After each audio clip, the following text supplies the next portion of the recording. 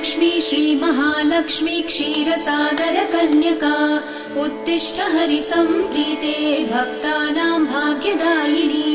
श्रीलक्ष्मी श्रीमहालक्ष्मी क्षीरसागरकन्यका उत्तिष्ठ हरिसम्प्रीते भक्तानां भाग्यदायिनी।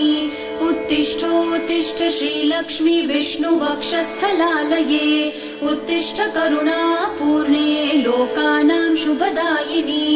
उत्तिष्ठोत्तिष्ठ श्रीलक्ष्मी विष्णुवक्षस्थलालये उत्तिष्ठ करुणापूर्णे लोकानां शुभदायिनी।